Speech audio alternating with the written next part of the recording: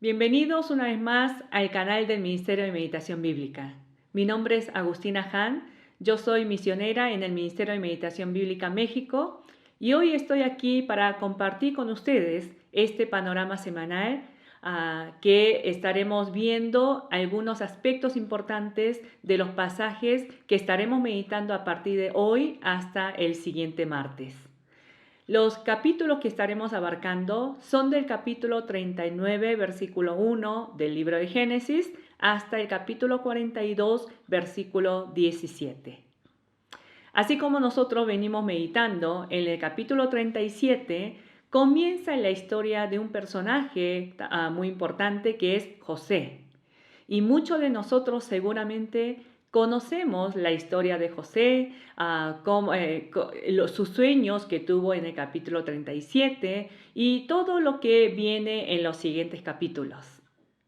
Pero hay un punto importante que quisiera que podamos reflexionar en esta primera parte, es acerca de la estructura de la historia de José. Si nosotros recordamos en el capítulo 37, parece que comienza la historia de este personaje, José, pero sin embargo, esa historia que comenzó en el capítulo 37 lo vuelve a retomar en el capítulo 39, que fue el pasaje de hoy. O sea, entre el capítulo 37 y 39, en el capítulo 38, hay una historia extraña que habla sobre un acontecimiento ocurrido en la vida de Judá. ¿Será que el editor de la Biblia se habrá equivocado y puso esa historia de Judá en medio de la historia de José? Creo que nosotros sabemos que no es así, sino hay una intención por la cual la Biblia fue escrito y fue ordenada de esta manera. Leyendo estos capítulos donde se narra la historia de José, pensamos que el protagonista, el personaje principal, es José. Pero yo les quiero dejar esta pregunta o esta duda para que nosotros, mientras vayamos meditando en estos capítulos, podamos volver a pensar a ver si realmente es José el primer personaje o el protagonista de estas historias. Quiero que me acompañen al capítulo 37, versículo 2, donde comenzando la historia de José hay un punto importante y dice de la siguiente manera. Esta es la historia de la familia de Jacob, José, siendo de edad de 17 años, apacentaba las ovejas con sus hermanos, y el joven estaba con los hijos de Bilha y con los hijos de Silpa, mujeres de su padre, e informaba a José a su padre la mala fama de ellos. ¿Qué dice? ¿De qué manera comienza el capítulo 37? Antes de presentar a José, la Biblia claramente dice que es la historia de la familia de Jacob.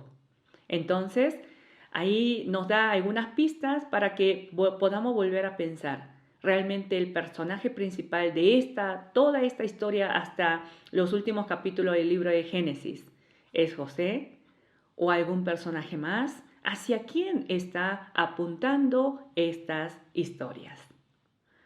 Deseando que el Señor continúe bendiciendo sus vidas y hablándoles por medio de su palabra, en este panorama quisiera que podamos reflexionar sobre José, el varón próspero, sobre la prosperidad del cristiano. Y justamente en el capítulo 39, en el pasaje de hoy y también en el pasaje del día de mañana, se repite 3 veces una misma idea. Veamos en el versículo 2 del capítulo 39 y dice de la siguiente manera. Mas Jehová estaba con José y fue varón próspero y estaba en la casa de su amo egipcio. Y dice también en el versículo 21, pero Jehová estaba con José y le extendió su misericordia y le dio gracia en los ojos del jefe de la cárcel. ¿Qué es lo que vemos en estos 2 versos? Dice que Jehová estaba con José y fue varón próspero. Y en el versículo 21, Jehová estaba con José y le extendió su misericordia y le dio gracia en los ojos del jefe de la cárcel. ¿Qué dice en el verso 23? No necesitaba atender al jefe de la cárcel cosa alguna de las que estaban al cuidado de José, porque Jehová estaba con José y lo que él hacía, Jehová lo prosperaba. Hermanos, repetidamente en este mismo capítulo nos está hablando de que Dios, acompañando a José, estando con José, hizo de José un varón próspero. Entonces tenemos que preguntarnos, ¿cómo es ser un varón próspero? ¿Qué es ser un cristiano próspero? Y para esto tenemos que regresar un poquito a los capítulos anteriores para ver cómo fue realmente la vida de José.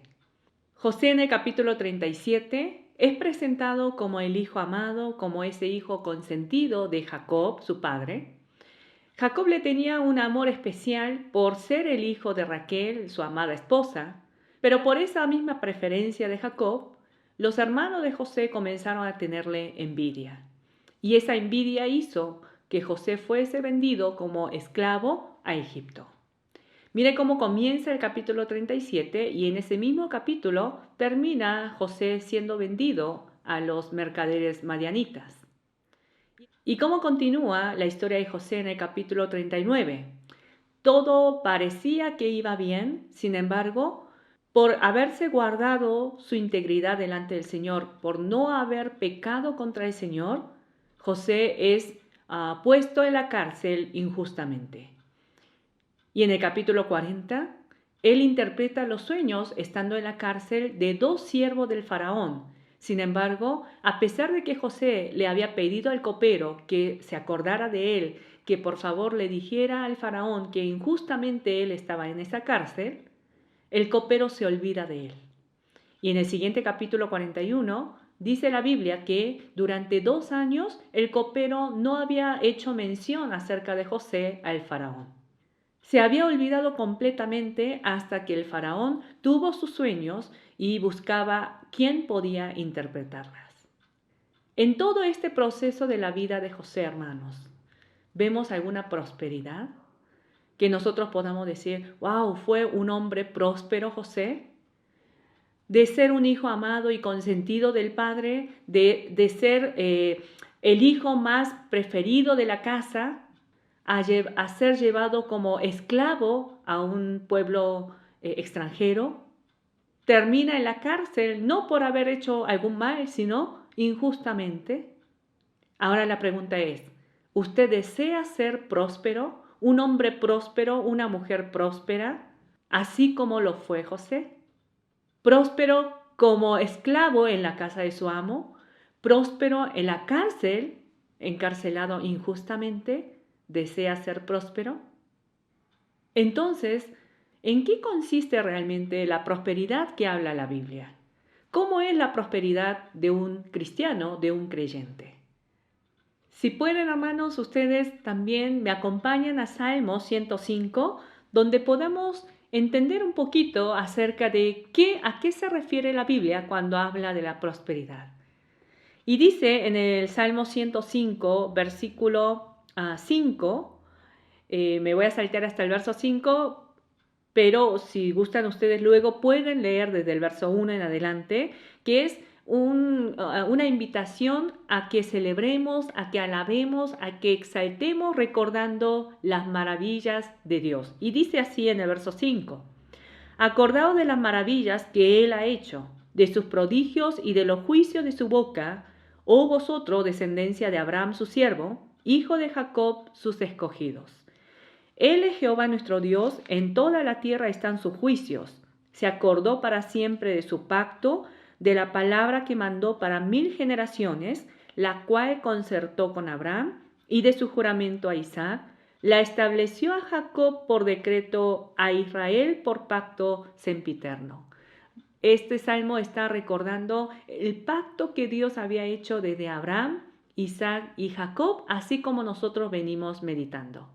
Y sigue diciendo en el versículo 11, diciendo, o sea, en qué consistía el pacto de Dios. A ti te daré la tierra de Canaán como posesión de vuestra heredad. ¿Recuerdan que Dios les había hecho esta promesa desde Abraham, a Isaac y a Jacob?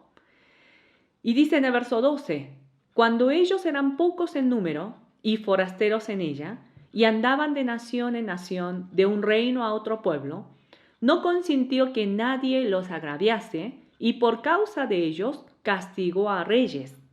No toquéis, dijo, a mis ungidos, ni hagáis mal a mis profetas. ¿Cómo estuvo el obrar de Dios sobre el pueblo de Israel, sobre la descendencia de Abraham, hermanos? ¿Cómo estuvo? Dios protegiendo a ese pueblo cuando ellos eran débiles, cuando ellos eran pocos. Dios no permitió que las naciones vecinas los tocara, los molestara, sino Dios estuvo con ellos, acompañando al pueblo de Israel para guardar el pacto que Él había hecho con sus antepasados. Pero sigue diciendo en este salmo, en el versículo 16, trajo hambre sobre la tierra y quebrantó todo sustento de pan. Prestemos atención aquí lo que dice en este versículo 16. Trajo hambre sobre la tierra y quebrantó todo sustento de pan. ¿Estamos entendiendo lo que dice el salmista? El salmista, en primer lugar, comienza a invitarnos a que alabemos y exaltemos esas maravillas que el Señor ha hecho para su pueblo, recordando del pacto que Él había hecho con Abraham, Isaac y Jacob, de que le entregaría esa tierra de Canaán como posesión de ellos. Pero para cumplir esa promesa, Dios, ¿qué hizo en primer lugar? Según el verso 12 al 15, Él los guardó, los protegió cuando ellos eran pocos y débiles. No permitió que las naciones vecinas los ataque, los moleste. Pero también este mismo Dios, ¿qué había hecho también en el verso 16? Trajo hambre sobre la tierra y quebrantó todo sustento de pan. Hermanos, esto también es maravilla de Dios. Porque el cortar el sustento de pan también forma parte del plan de Dios y forma parte del cumplimiento del pacto que Él quiere cumplir con su pueblo. Es difícil pensar a veces de este Dios. ¿Cómo Dios, siendo nuestro Dios, no nos tiene que proveer siempre? ¿No nos tiene que dar lo mejor, la abundancia? No. Dios a veces nos protege, nos guía, nos cuida, no permite que nuestros enemigos nos ataquen, pero en otras ocasiones, con el mismo propósito de cumplir su pacto, Él corta todo sustento de pan para cumplir lo que Él ha prometido. Y continúa diciendo en el verso 17, envió un varón delante de ellos, a José, que fue vendido por siervo. Hermanos, ¿quién fue quien llevó a José a Egipto? Los hermanos de José, por sus envidias, por el rencor que ellos tenían y sentían hacia su hermano José, ellos pensaron que habían vendido a José como esclavo a Egipto. Sin embargo, detrás de todas estas historias estaba Dios permitiendo esas situaciones. Y de hecho, en este salmo lo dice de manera directa, ¿no? Envió un varón delante de ellos a José. ¿Quién fue el que envió a José a Egipto? Dios. ¿Para qué? Para cumplir con su pacto que Él ha hecho con su pueblo. Entonces, ¿qué es la prosperidad del cristiano? La prosperidad del cristiano, independientemente de la circunstancia en que se encuentre la persona, es permanecer en esa obra del cumplimiento del plan que Dios desea llevar a cabo en medio de nuestra historia. José fue próspero cuando fue vendido como esclavo a Egipto, porque de esa manera Dios estaba cumpliendo su plan. José fue próspero, encarcelado injustamente, porque también ese tiempo era el tiempo del cumplimiento del plan de Dios. También fue próspero cuando él fue puesto como el segundo del faraón, del rey de Egipto, porque ese tiempo también formó parte de ese proceso del cumplimiento del plan salvífico de Dios para con su pueblo. Hermanos, no nos engañemos, esperando una prosperidad en el mismo concepto de este mundo.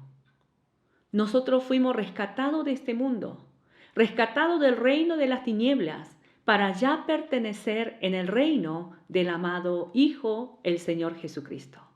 Nuestro Rey es Jesucristo, nuestro reino es el reino de Dios. Por tanto, en esta nueva identidad, la prosperidad también debe ser entendida desde los valores del reino de Dios. Deseo de corazón, hermanos, que este tiempo que estemos meditando en estos capítulos en la vida de José, podamos realmente descubrir cuál es el verdadero significado de esa prosperidad que Dios permite en la vida del cristiano, en nuestras vidas. Que el Señor les bendiga.